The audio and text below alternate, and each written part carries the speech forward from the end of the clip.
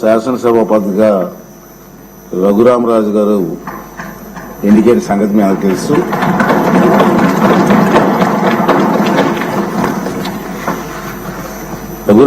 కృష్ణరాజు గారు సభాపతిగా ఏకగ్రీవంగా ఎన్నికైనందుకు నాకు మీ అందరికీ కూడా సంతోషమే. నాకు మరీ సంతోషం ఏంటంటే అతనికి మాకు చాలా సంవత్సరాలుగా కలిసి ఉన్నాం, ఫ్రెండ్లీగా. ఇప్పుడు కూడా నవ్విస్తూ ఉండే వ్యక్తి. అటువంటి వ్యక్తి ఇక్కడ డిప్యూటీ స్పీకర్గా రావడం అందరికీ ఉల్లాసంగా ఉంటుంది. ఇంకా అతను సీట్లో ఉంటే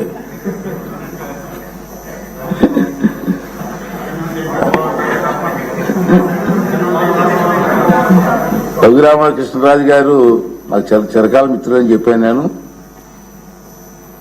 రాజుగారు 14th May 1962 నాడు సంవత్సరంలో విజయవాడలోనే జన్మించారు. ఇక్కడే వీరు సూనారాయణ రాజు గారు అన్నపూర్ణ దంపతులకు జన్మించారు. వీరు మా విశాఖపట్నం ఆంధ్ర యూనివర్సిటీలో చదువుకున్నారు. పోస్ట్ గ్రాడ్యుయేట్ పట్టా పొందారు. అలాగే ప్రముఖ పారిశ్రామికవేత్త. మీ అందరికీ తెలిసిన విషయం కొత్త ఏం కాదు. వేల మందికి ఉద్యోగ అవకాశాలు కూడా పారిశ్రామికవేత్తగా కల్పించిన వ్యక్తి. తర్వాత వీరి తాతగారు అయినటువంటి జిఎస్ రాజు గారు ఆంధ్రప్రదేశ్ శాసన మండలికి డిప్యూటీ చైర్మన్గా పనిచేశారు. తొలి ఫస్ట్ డిప్యూటీ చైర్మన్ గా తాతగారు పనిచేశారు. అంటే కొత్తగా రాజకీయాలు అవి కాదు, ఫస్ట్ నుంచి కూడా. వీరు చాలా ప్రదేశాల్లో, అంటే మేము ఎక్కువ కాలం నుంచి కలిసి ఉంటున్నాం కాబట్టి తెలుసు నాకు. ఈ ప్రాంతం ఆ ప్రాంతంలో లేదు, ఎక్కడ హెల్త్ క్యాంప్స్ కానివ్వండి, బ్లడ్ డొనేషన్ క్యాంప్స్ కానివ్వండి, ఐ క్యాంప్స్ కానివ్వండి, వారి చేతి మీదకి ఎన్నో కార్యక్రమాలు చేశారు. ఎవరైనా కార్యక్రమాలు చేస్తున్నప్పుడు కూడా వారికి సంబంధం లేకపోయినా అతను ఇన్వాల్వ్ అయ్యి ఆ కార్యక్రమాలు విజయవంతం చేయడం కోసం కూడా ప్రయత్నం చేసే సందర్భాలు నాకు తెలుసు. నేను ఎందుకు చెప్తానంటే అటువంటి స్వభావం కలిగిన వ్యక్తులని. తర్వాత రాజకీయాలు కూడా కొత్త ఏం కాదు.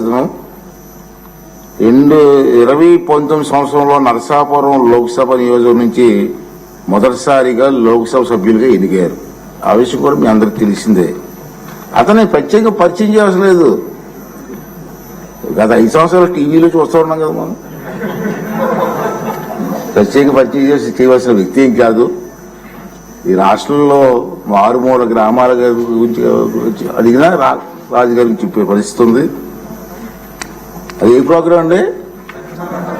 రచ్చబండ గారు. రచ్చబండ కార్యక్రమం ద్వారా బాగా ఫేమస్ అయిపోయారు అతను.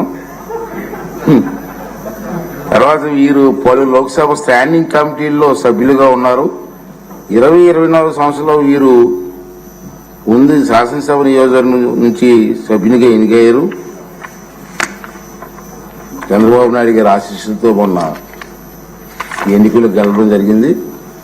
అదేవిధంగా చెప్పిన రచ్చబండ మరియు ఇతర కార్యక్రమాల ద్వారా సామాన్య ప్రజలకు కూడా బాగా పరిచయమైన వ్యక్తి. అటువంటి వ్యక్తి ఇక్కడ